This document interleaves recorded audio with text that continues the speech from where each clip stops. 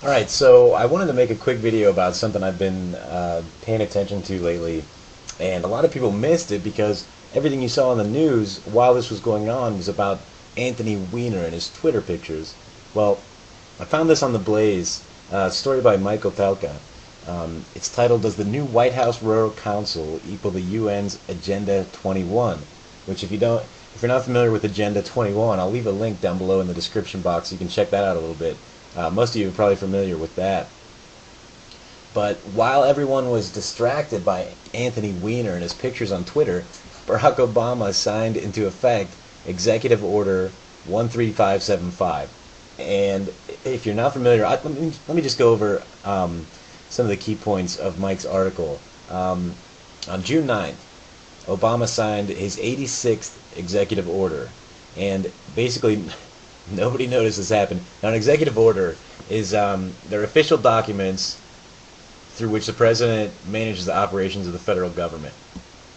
So, with EO 13575, it's designed to begin taking control over almost all aspects of the lives of 16% of the American people. Section 1 states 16% of the American population lives in rural counties. Strong, sustainable rural communities are essential to winning the future and ensuring American competitiveness in the years ahead. These communities supply our food, fiber, and energy and safeguard our natural resources and are essential in the development of science and innovation. Though rural communities face numerous changes, they also present enormous economic potential. The federal government has an important role to play in order to expand access to the capital necessary for growth, to promote innovation, and improve access to health care and education, and expand outdoor recreational activities on public lands. So that's Section 1 of EO 13575. Now, warning bells should have been sounding all across rural America when the phrase sustainable rural communities came up, which is exactly what the talk was for the UN's Plan for Sustainable Development, Agenda 21. The true fundamental transformation of America. The third sentence makes it quite clear that the government intends to take greater control over food, fiber, and energy. The last sentence in Section 1 further clarifies the intent of the order by tying together access to the capital necessary for economic growth, health care, and education. Now, the new White House Rural Council will probably be populated by experts in the various fields that might prove helpful to the folks who live and work outside large urban areas, right? Well, let me read you a few of the names on this list that I'm sure you're familiar with these names, and listen to the amount of departments that are part of this council. So, the heads of the following groups have been appointed. The first one, Department of the Treasury, Timothy Geithner. Does that name ring a bell? How about the Department of Defense, Robert Gates? The Department of Justice, Eric Holder. The Department of the Interior, Ken Salazar. Now you've got the Department of Commerce, the Department of Labor, the Department of Health and Human Services, the Department of Housing and Urban Development, the Department of Transportation, the Department of Energy, the Department of Education, the Department of Veterans Affairs, Department of Homeland Security, the Environmental Protection Agency, the Federal Communications Commission, the FCC, the Office of Management and Budget, the Office of Science and Technology, the Office of National Drug Control. The Office of National Drug Control is part of this. The Council of Economic Advisors, the Domestic Policy Council, the National Economic Council, the Small Business Administration, the Council on Environmental Quality, the White House Office of Public Engagement and Intergovernment Affairs, and the White House Office of Cabinet Affairs. Okay? Now, you've got 25 different departments of the government, including the Department of Defense. Okay?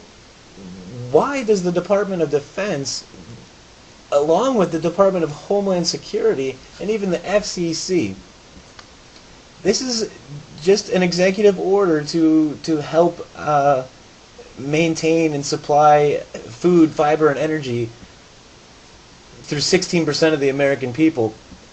Why is the Department of Defense and Homeland Security, why are they involved in something like this? It appears that not a single department in the federal government was excluded from the new White House Rural Council, and the wild card option in number 25, which says the White House Office of Cabinet Affairs and such other executive branch departments, agencies, and offices as the President or Secretary of Agriculture may, from time to time, designate. Okay? Basically leaving it wide open that the White House says, at any time, we can put anyone we want on this council as well. Now, within the 25 designated members of the council are some curious ties to Agenda 21 and the structure being built to implement it. Valerie Jarrett from the White House Office of Public Engagement and Intergovernmental Affairs served on the board of something called Local Initiative Support Corporation, or LISC. LISC uses the language of Agenda 21 and ICLEI as their webpage details for their work to build sustainable communities.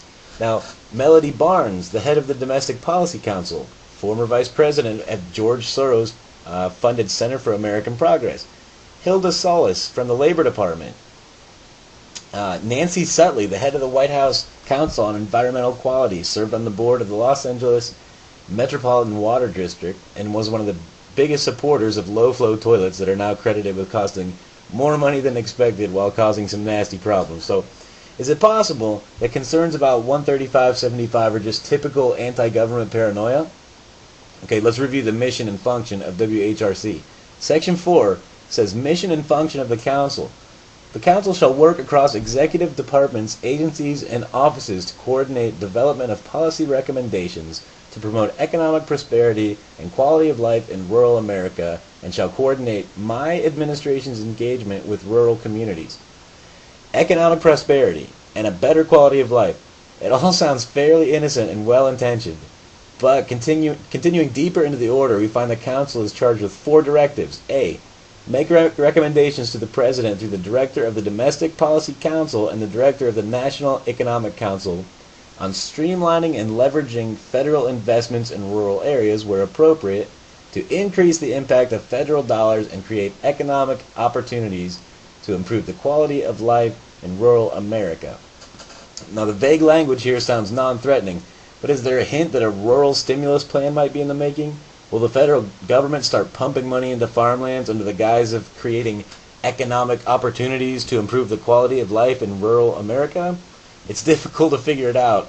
The language is so broad. Now, continuing the functions of the WHRC, Part B, to coordinate and increase the effectiveness of federal engagement with rural stakeholders, including agricultural organizations, small businesses, education and training institutions, healthcare providers, telecommunications service providers, research and land grant institutions, law enforcement, state, local, and tribal governments, and non-governmental organizations regarding the needs of rural America. Virtually every aspect of rural life seems to now be part of the government's mission, and while all the items in Part B sound like typical government speak, you should be alarmed when you read the words non-governmental organizations, NGOs. NGOs are unelected but typically government-funded groups that act like embedded community organizers, and the NGOs are the key to Agenda 21's plans. Now, Part C, coordinate federal efforts directed toward the growth and development of geographic regions that encompass both urban and rural areas. This one sounds very similar to the language found in the United Nations Plan for Sustainable Cities known as Agenda 21. Managing the population in both rural and urban areas with a focus on controlling open spaces. Now, Part D, to identify and facilitate rural economic opportunities associated with energy development, outdoor recreation, and other conservation-related activities. The function of Executive Order 135.75 ties energy development with outdoor recreation and, quote-unquote, other conservation-related activities. When did outdoor recreation become a conservation-related activity? Now, aside from the content of this order and some of its very vague intentions, the timing of signing should also be considered. Later this month, Washington, D.C. is hosting a meeting of the Agenda 21 operatives who are members of the ICLEI. Washington, D.C., ICLEI, Local Governments for Sustainability, USA, and the U.S. Green Building Council, USGBC, announced the launch of the National Press Club Leadership Speaker Series to be held on June 28th, just a couple days ago. The event's inaugural keynote speaker, the Honorable Sha Zhu Kang, the Secretary General of the UN Conference on Sustainable Development. The keynote address, The Road to Rio, will explain the role of key global and national stakeholders in the impact and vision of this historic conference. Now, the United Nations has pushed their Sustainable Development Program for almost 20 years. The UN Social Justice Blueprint, called Agenda 21, requires governments control almost all aspects of an individual's life, but has recently met with substantial resistance in America. Since The Blaze covered this topic and the story appeared on Glenn Beck, we've been inundated with reports around the country about efforts to remove ICLEI and Agenda 21 from local governments. Several people have. Carroll County, Maryland, in February 2011, all 5 newly elected county commissioners, led by Richard Rothschild, voted to become the first county in the nation to end the ICLEI contract. In Amador County, California, the Motherlode Tea Party led successful effort to remove ICLEI from Amador County. Montgomery County, Pennsylvania, activists Ruth Miller and Maggie Roden have raised awareness that led to the removal of ICLEI. Edmond, Oklahoma, Molly Jenkins motivated 200 people to attend the city council meeting and demand action against ICLEI. New Mexico continues to debate the issue, but rational voices are gaining momentum in the community. Spartanburg, South Carolina. City Councilman Roger Nutt successfully directed the effort against the program, and Spartanburg became the 6th community to kick out ICLEI in a vote of 6-0 by City Council, with 1 abstention. There's rallies held all over the place to get rid of this, and it's no different than Agenda 21. They're basically moving in, taking over every aspect of everything they can with this broad language that leaves it wide open to put whatever they want in there, to have it run by whomever they see fit. And he did it all while the whole nation is distracted, doing nothing but paying attention to what some idiot posts on some pictures he puts on his Twitter account. People, you gotta pay attention, do your research, take a look, go to Google, type in Agenda 21, type in Executive Order 13575, and look at this for yourself. If you're one of the 16% of Americans that lives in rural America, or if you're just an American, period, you've got to take a look at this, do whatever you can, talk to your local officials, and get this out of here. This is just more ridiculousness by the Obama administration and every single branch of the U.S. government, including Homeland Security, the Department of Defense. It's just more of the same, and we've got to get rid of this. Comment below. Let me know what you think about this. If you've paid any attention to this, if you know anything about it, let me know your opinion. Maybe there's something I'm missing. Maybe there's a positive side to this, but right now, I don't like it one bit. And I'd be interested to hear what you have to say. So post a response below, create a video response, but most of all, take a look, again, at Agenda 21 and at Executive Order 13575, and at least read it a little bit and see what you think. Form your own opinion.